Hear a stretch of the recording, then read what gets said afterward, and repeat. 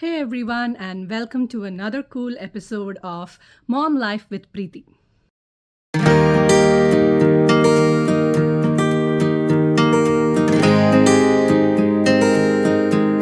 I was doing some research on how viewers got to my previous video, and that's when I realized that most of you have reached to my video using search keywords like pain medication, epidural, pain-free birth, and that might be because I had spoken a little bit about epidural and pain management in my previous video.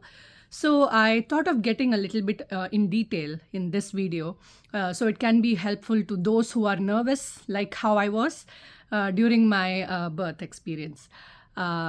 So yeah, let's get into it. There are various pain management techniques and medications that you can take during your delivery. And I'm pretty sure most of you are already aware of it. Your doctors that you are going to for your OBGYN appointments would have definitely discussed you. If not, and if you're about 25 weeks pregnant, I think now is the time that you can discuss with your doctor on the various pain medications that is available for you in the hospital that you're going to go to. I live in Pennsylvania, Philadelphia, and in my hospital, epidural was one option, and I guess they had another option which they did not offer me because that was not available in the last minute. So, epidural was one of the most important option that they had. So, what is epidural? Epidural is a pain medication or an anesthetic that is given into your back.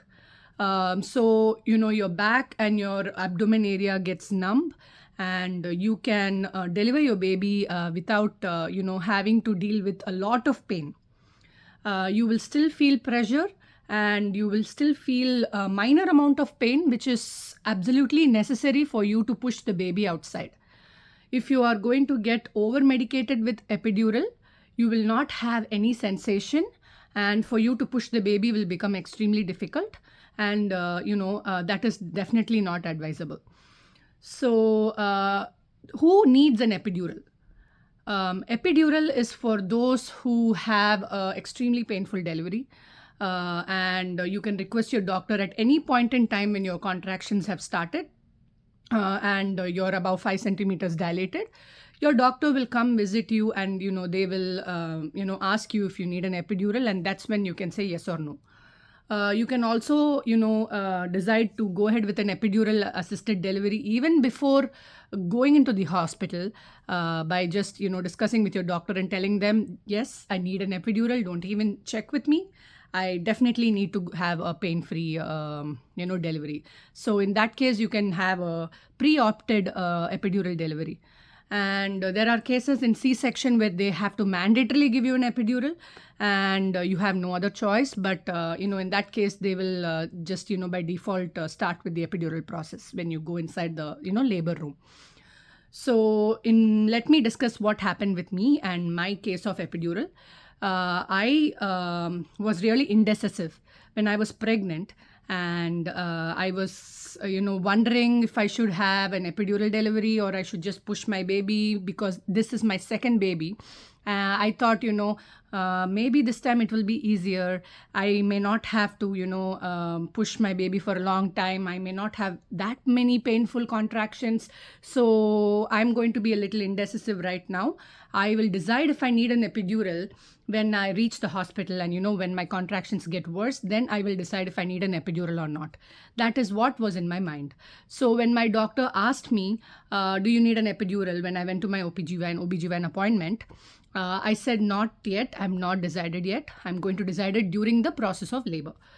Like I discussed in my previous video, my labor pain started around 1:30 a.m. in the middle of the night, and it was bearable. It was not too painful at all. And we went and got admitted in the hospital at 4 a.m. And around 4:30 is when I met with the senior anesthesiologist, and I discussed with him about my epidural complications that I had with my previous delivery, and I said I'm going to wait and watch.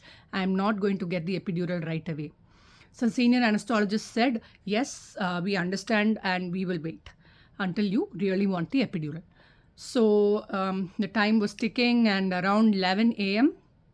they came back again and they were asking me, do you need an epidural? And that is the time when, I was starting to get a little restless and uncomfortable, and I was like on the fence. Do I need it? Do I not need it? And whenever I ask my husband, he's like, no, you cannot ask me, you need to know what you need, so it's your pain and your uterus. And I was like, you're not helping at all. But that's what he can do, right? I mean, what can he say? So I was having this war in my head, like, do I have to take it or not? Because my first experience with epidural was, a little scary. They had to poke me twice. So this time I was like, no, there cannot be any errors. There cannot be any more, double poking of epidural, because that's not what you're here for. And so I was like, okay, let's wait for some more time. And in that 1 hour of wait period, my pain got very intense, and the only way I was managing my pain was by jumping on the bounce ball.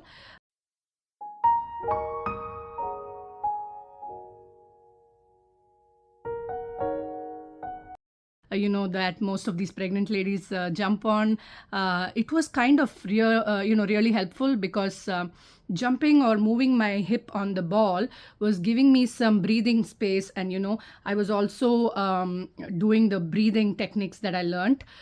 So the breathing techniques combined with the ball movement was helping me a lot with my pain.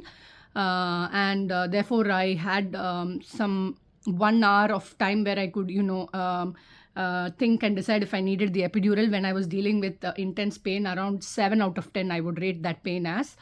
And around 12:45ish is when I was like, okay, the ball is only helping so much, the breathing techniques are only helping so much, let's go with the epidural. And when I decided to go for the epidural, the anesthesiologist came in, and this time it was another woman. The senior anesthesiologists, what do they call, like, their shift was over, so he had to leave, and the woman doctor came in. And an epidural injection is not a typical injection. A typical injection is where the needles are only like, this big, and they are used for numbing you. An epidural injection is quite long, and it goes in with a catheter. And the good thing is, you are not going to feel the longer part of the epidural go inside you, because they numb you beforehand. There are going to be 2 or 3 small numbing injections that they will give you before, making the epidural injection go inside your back. So, and even with the numbing injections, the small ones, you will only feel the first injection, because, your back is still not pain free. So with the first injection, you will definitely feel, and it kind of feels like a bee sting. It is, the pain I would rate is around 4.5 or 5 out of 10. You just have to, close your eyes and keep a positive attitude and not move. And once the first injection is in, your back is, 50% numb. The second and third injections are slightly painful, but I wouldn't compare it to anything with the first one. After the pain, numbing injections have, been given to you, you wouldn't feel the epidural itself going inside your body. So that's the good part of having the tiny numbing injections, beforehand. And before you get the numbing injections, the most important part of getting an epidural is the seating position. They will ask you if you need your husband to be sitting in front of you, or if your partner is assisting you with your delivery, your partner is sitting in front of you, or you want the nurse or the doctor or whoever is assisting you to be in front of you, because the way you have to sit is like a curved C position. You have to imagine a C position and, be bent like that. So your spine is, clear and visible to the person who is administering the epidural inside your body. And the reason why you have to be in that position is all the spine now protrudes in the back, and the anesthesiologist has a clear view of the gap where they can administer the epidural. So I insisted that my husband be with me because I want to hold his hand tight, and he kind of understands my emotion. So he is also very understandable that way. So he was sitting in front of me, and my legs were on him, and I was couching like a C. And the first time they poked me, after all that numbing pain injections, I felt the epidural go in, but trust me, it was not as bad as my first time. I did feel it, but the pain was probably around 3 to 4 out of 10 manageable because of the previously numbed back. You don't feel the epidural as much as you think it would hurt you.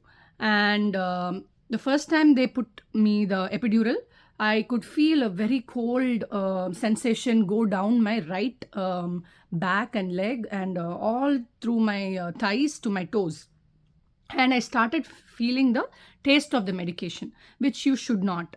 So if you feel like you're tasting the numbing medicine, or if you're being very uncomfortable, or you're hearing your heartbeat, it's better you tell your doctor and the anesthesiologist that you're feeling all these things, because they know what you're supposed to feel and what you're not supposed to feel.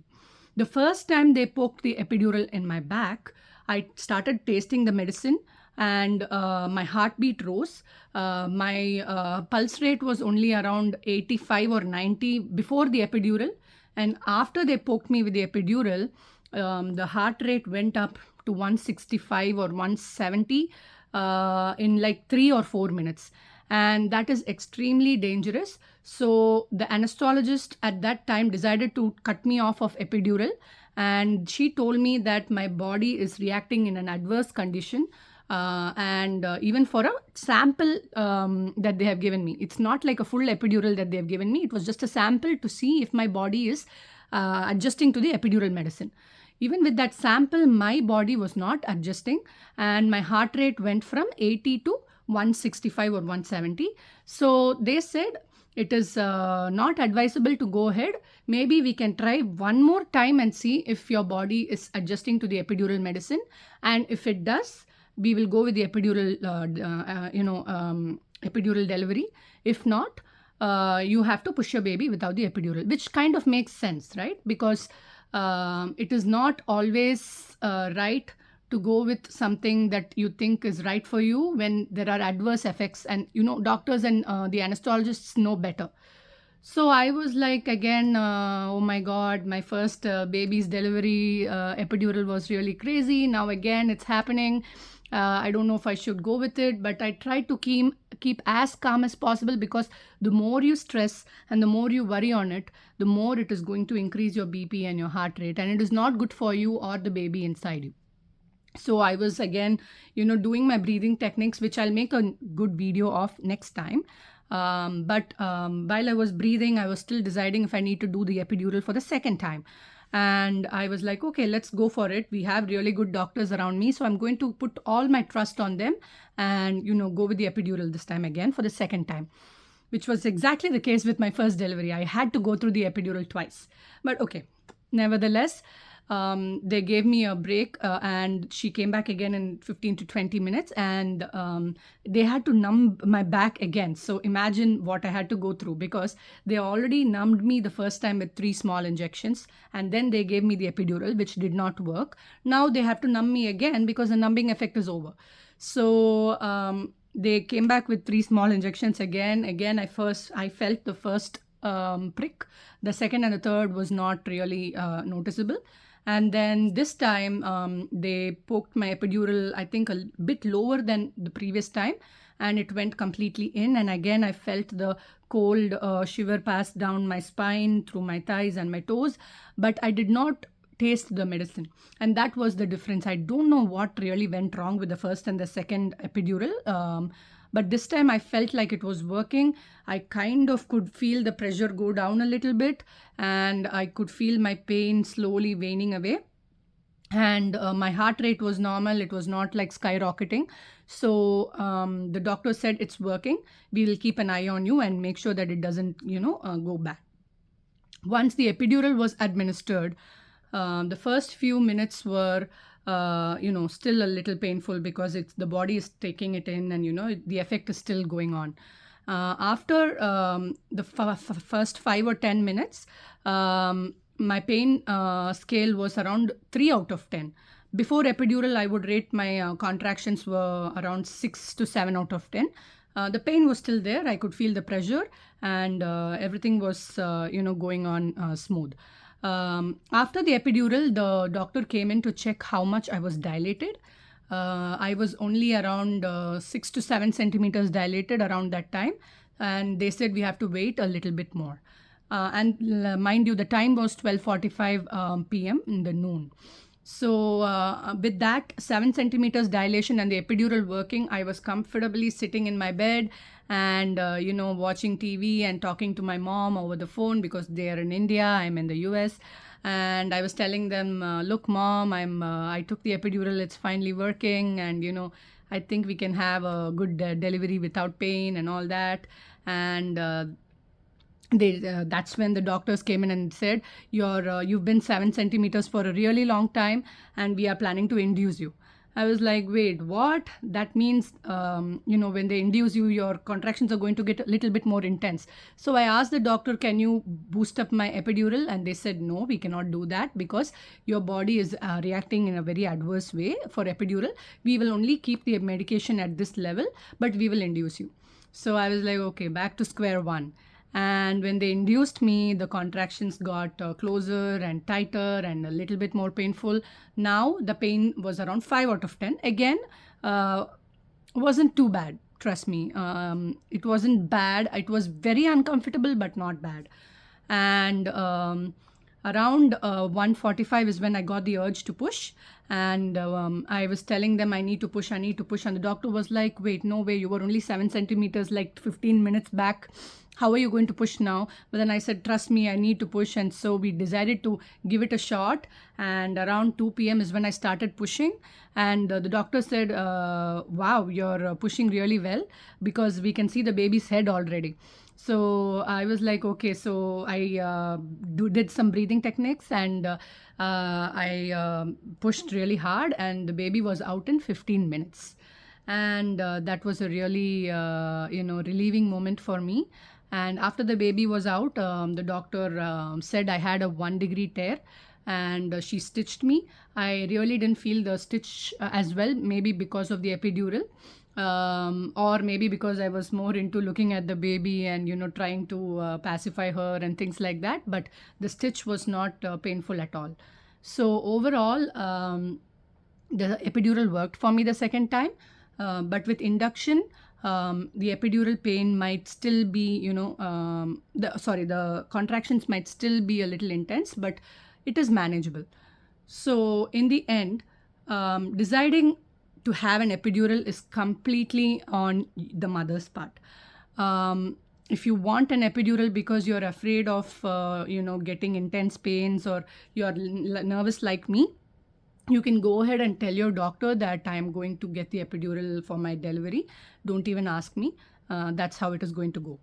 But if you're going to be indecisive like me, where you think I'm going to wait and see if I can do it because, you think you can push easily, you've learned some good pushing techniques, then you can wait and watch. In my case, it wasn't really successful because I couldn't bear the pain.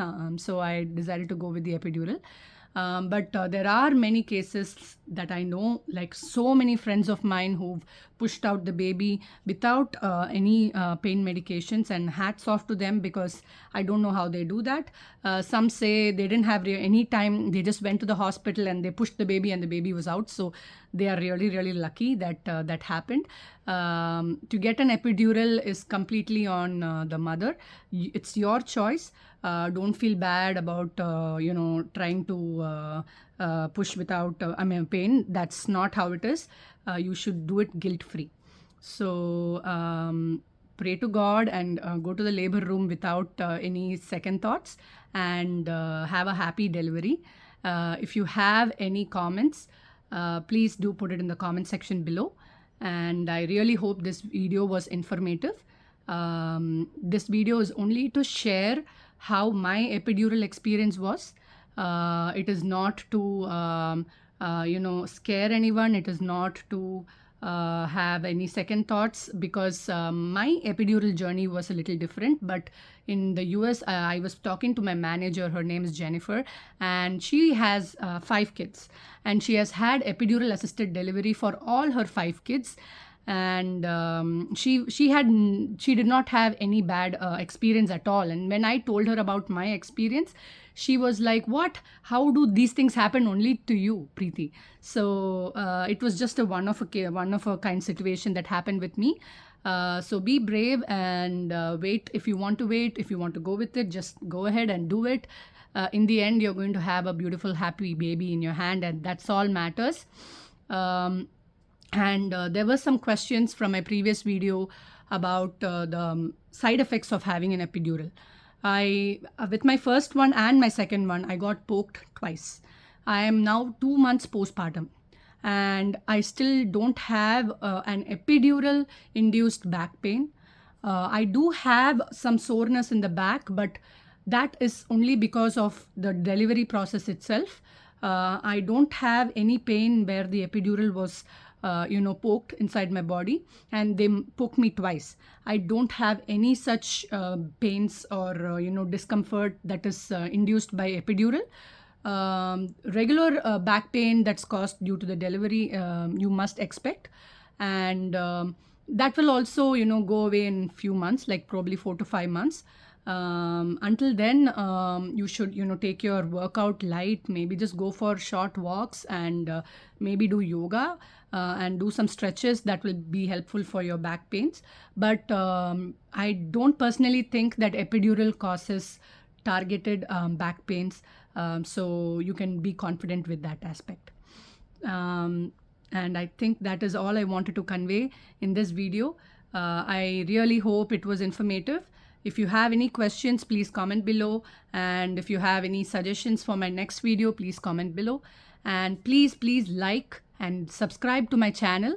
I was looking at YouTube analytics, and I realized that 96% of the people watching my channel are not subscribers.